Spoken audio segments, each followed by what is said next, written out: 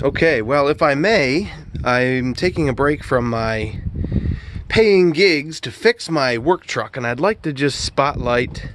Normally, I'm kind of a fan of Ford. If we're talking about trucks and we're talking about domestic vehicles, I can get down with the Ford scenario, even though I'm really into Subaru ordinarily. This is the work truck. It had a problem. I actually sprung a leak, coolant leak. Coolant got on the alternator, and then the alternator bearings or internals were exposed to the glycol, which is sticky. It's a glucose molecule or related.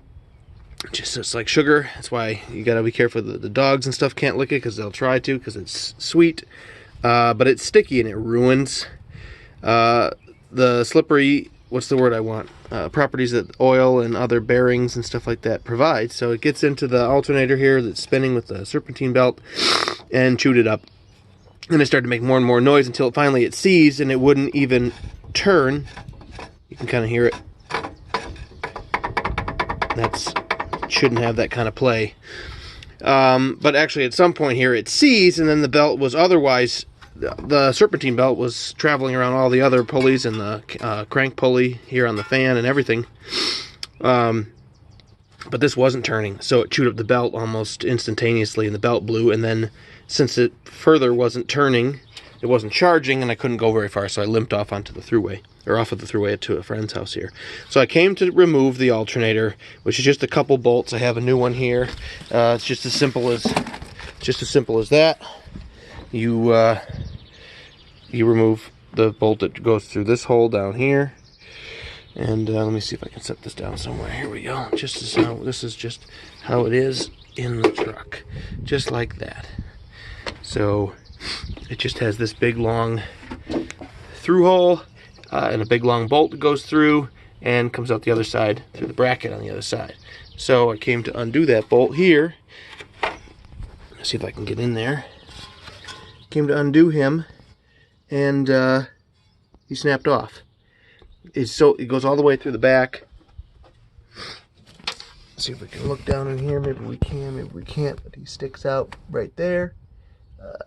Like almost an inch worth of threads, but it's a steel bolt and it's an aluminum bracket that it goes through. The bracket's like this, right?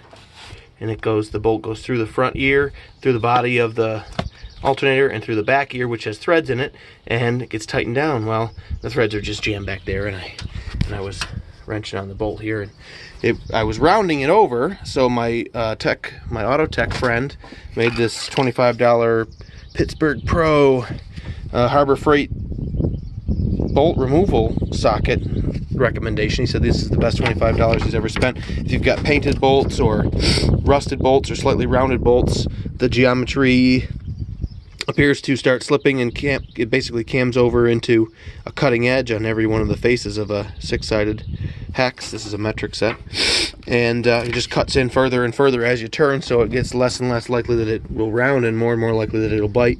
So I was successful with that. I got a hold of the head and I threw a bar on here, and I've been wrenching for a long time, so you can feel it, but I felt it coming, but there's nothing else for it. I just snapped it off. It's like the size of my little finger. It's a good sized bolt too, but it's gone. The head of it snapped, but the remainder goes through still goes through the front ear of the bracket, through the whole body of the alternator, and out the other side. So it's stuck in here. Now it does pivot, but it bottoms out, bang, right there. Will not rotate out of here any farther. It's got a positive stop down there where I can't rotate it around the body of the bolt anymore. So that's the end of the story. There's nothing else for it. You have to get the bracket out of here. The bracket's this C-shaped piece of aluminum, and it's bolted through the backbone of it to the engine block, I guess you'd call that. Yeah, a couple takeoff landings on the engine block. So you need to get this fella,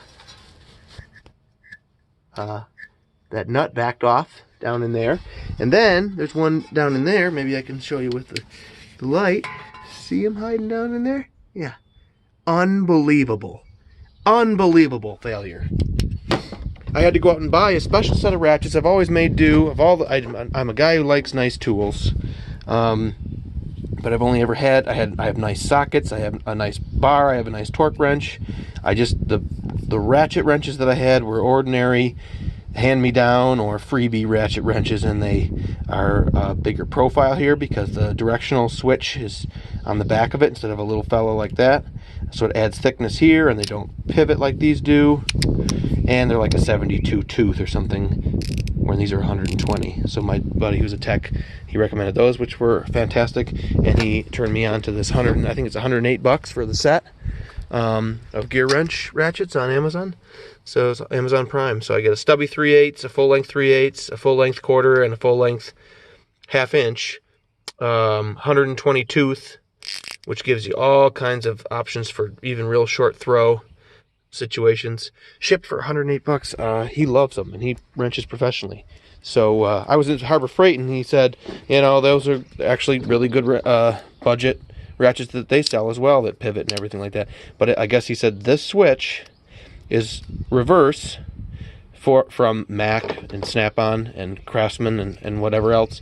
Probably in the Harbor Freight tool, the way that the ratchet mechanism works, it has to go the other direction. But if you wrench all day, every day, even if you don't, the body memory that you have for what direction this needs to be pointed in while you're working is just wrong. The muscle memory is wrong then. So he says they work fine, they're just incredibly annoying. So I put them back, and I ordered the gear wrench set from Amazon, and I'm pleased. In fact, Advanced Auto used previously CarQuest, now branded Advanced Auto.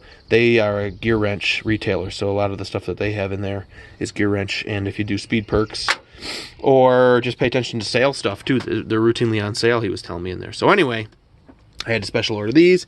Then I could get a socket on that first, and then weasel this wrench in behind that and get it on the socket and back it off. And then I had to tighten it up again till it was practically tight, because there's only enough room to get the ratchet wrench in there on top of the socket to start it loosening. Then you have to tighten it up to a point where you hope you can get it back off finger tight, because you got to get the ratchet and socket back out of there. There's no use in loosening. You're just walking that ratchet in tighter here, and it gets to a point where you can almost not even get to the switch, which I discovered luckily in time.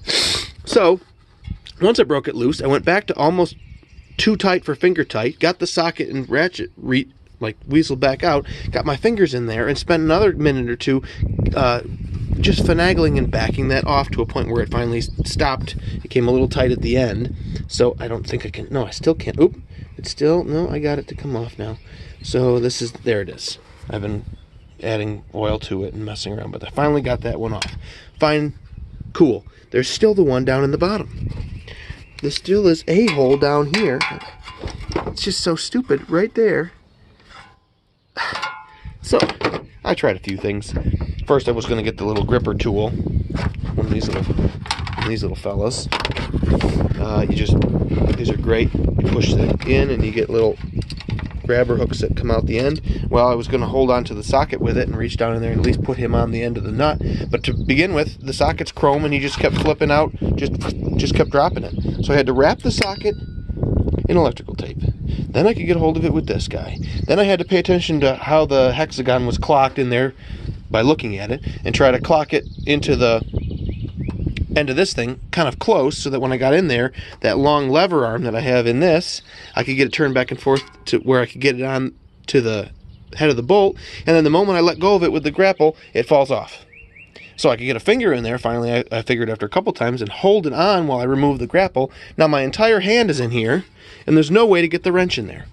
So long story short, people, this is an absolute bastard, an unbelievable bastard. And essentially, I am going to, and I own a lot of tools, but I don't own a hacksaw. I own a sawzall, which is a long reciprocating saw. I'm going to have to go invest in a pistol grip hacksaw, which is shorter for plumbing, and come in and hack this through this entire cast screw boss, or whatever you want to call this, mounting bracket ear that's on this existing alternator. So I got the radiator out of here. I got to get the fan position clocked to a spot where I can reach in there with a pistol grip hacksaw and make my way all the way through that aluminum and get the majority of this alternator off to where there's just this thing left with the bolt going through it. Then I can reach into the cavity here with an ordinary wrench and get on that other bolt. Then I can get this bracket off and hopefully save him.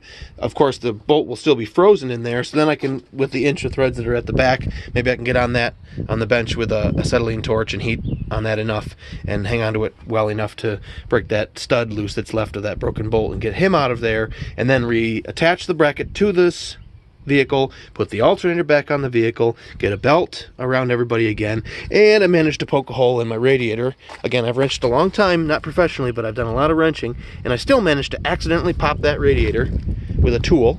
Actually, no, it was I had to get the pulley off of the smog pump or whatever here, so when that, I was just pushing and pushing it. Once the screws were undone, I was trying to get him off of his shaft, and when he popped off, he went flying over here and crashed into the radiator, which was too lazy to remove.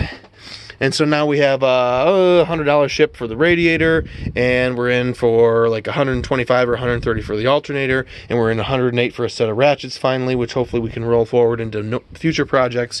And this has been the work truck down for 3 or 4 weeks now, and the whole thing is just another one of these fix something so that I can get back to fixing something, and maybe that thing will be for money.